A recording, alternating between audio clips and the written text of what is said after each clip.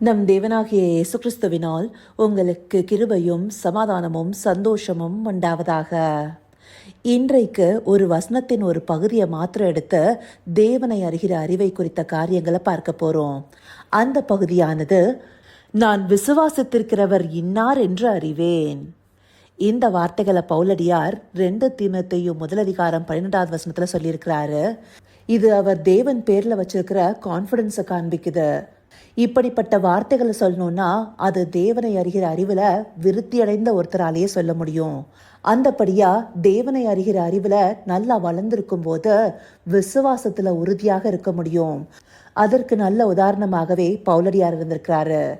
இந்தபடியான திடமான ஒரு விசுவாசம் நமக்கு எப்ப வரும்?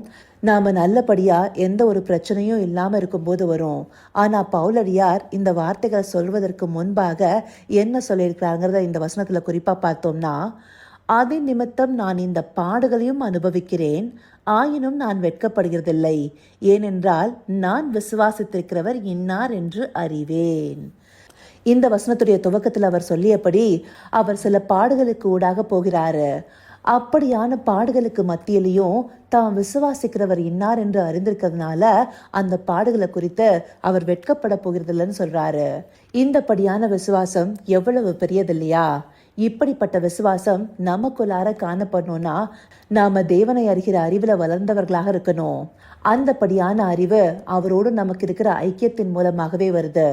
நம்முடைய வாழ்க்கையின் ஒவ்வொரு சூழ்நிலையிலும் தேவனை மாத்திரமே சார்ந்திருந்தோமே ஆனால் அது நம்மை விசுவாச பாதையில நடக்க வைக்கும்.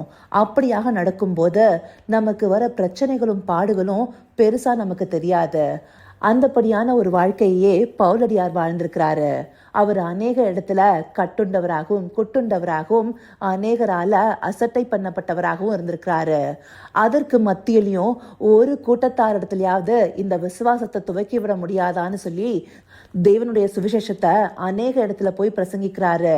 அவர் எழுதிய நிருபங்கள் மூலமாக அன்றைக்கு இருந்த ஒரு கூட்ட ஜனம் மாத்திரம் தேவனை அறிந்து கொள்ளல.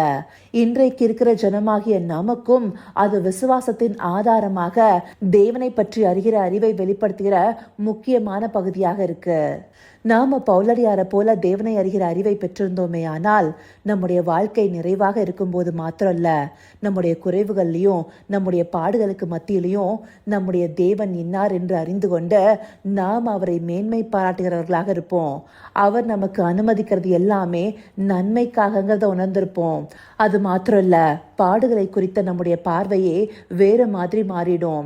அப்படியான நேரங்கள்ல கூட தேவன் எவ்வளவு நல்லவர் என்பதை உணர்ந்து அவரை துதிக்கிறவர்களாக காணப்படுவோம்.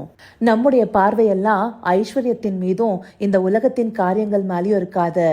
அது எல்லாவற்றை காட்டிலும் தேவனே நமக்கு சம்பூர்ணமான நன்மைகளை தந்துருவாருங்கிற நம்பிக்கையோடு விசுவாசத்தோடு வாழ்கிறவர்களாக இருப்போம். இதையே அவர் தீமோத்தேயுக்கு எழுதின 1 நிருபம் 6:17 வசனத்துல கூட குறிப்பிட்டிருக்காரு.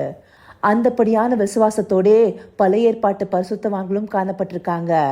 ஆபிரகாம் ஆகட்டும், அவருடைய பிள்ளைகள் ஆகட்டும், தாவீது ராஜாவாகட்டும், தானியேல் ஆகட்டும், எலியா தீர்க்கதரிசி ஆகட்டும், இந்தபடியாக இன்னும் எத்தனை பேரை சொன்னாலும் அவங்க எல்லாருமே தான் விசுவாசித்திருக்கிறவர் இன்னார் என்று அறிந்து கொண்டதுனால, தேவனை அறிகிற அறிவுல விருத்தி அடைந்ததுனால தங்களுடைய வாழ்க்கையில முன்னோக்கி சென்றிருக்கிறாங்க. முக்கியமா தாவீது ராஜாவை எடுத்துட்டோம்னா அவருடைய சின்ன வயசுலயே அவ்வளவு பெரிய கோலியாத்துக்கு முன்பாக நிற்கிறதற்கு தேவனை பற்றி அவர் எவ்வளவாக அறிந்திருக்கணும். அவ்வளவு போராயுதங்கள் இருந்த போது வெறும் கூழாங்கல்ல வச்சு அவர் ஜெயம் எடுத்தது எப்படி?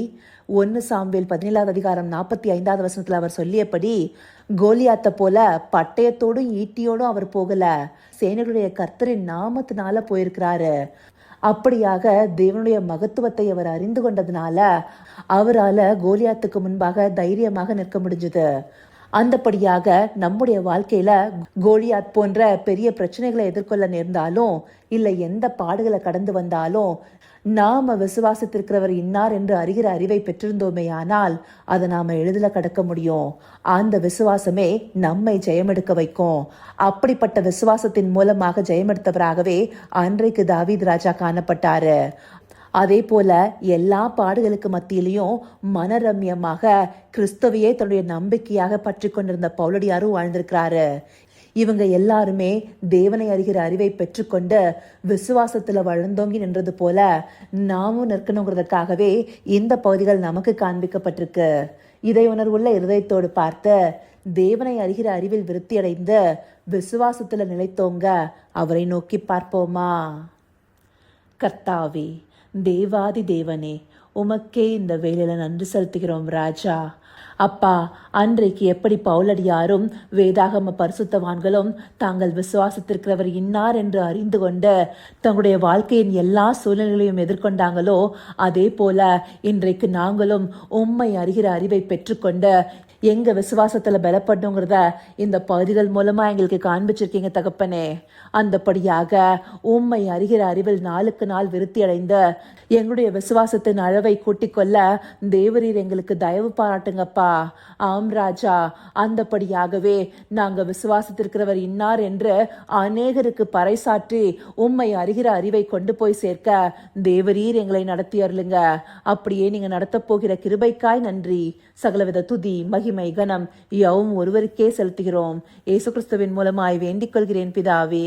ஆமேன், ஆமேன்.